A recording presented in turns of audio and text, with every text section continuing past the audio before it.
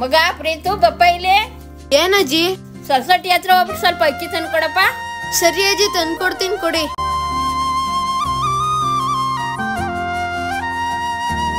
ಪ್ರೀತು, ಮನೇಲಿರೋದ್ ಬಿಟ್ಬಿಟ್ಟು ಬೀದಿ ಸುತ್ತಾ ಇದ್ಯಾ? ಅಪ್ಪ, ಅಜ್ಜಿ ಅಕ್ಕಿ ತಂದು ಕೊಡು ಅಂದ್ರು, ಅದಕ್ಕೆ ಹೋಗ್ತಿದೀನಿ. ನಮ್ಮನೆ ಕೆಲಸ ಮಾಡದ್ ಬಿಟ್ಬಿಟ್ಟು ಅವ್ರ ಮನೆ ಕೆಲಸ ಮಾಡ್ಕೊಂಡಿದ್ಯಾ? ಬಾ ದೇವಜ್ಜಿ ತೋರ್ಸು.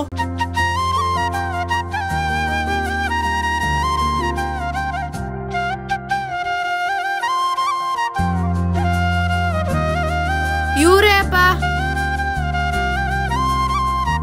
ಅಲ್ಲ ಕಣಮ್ಮ, ನಿಮ್ ಮನೆ ಹಾಳ್ ಕೆಟ್ಟೋದ್ನ ಅಕ್ಕಿ ತಗೋಬಾ ಅಂತ ಕಳ್ಸಿದೇಲ.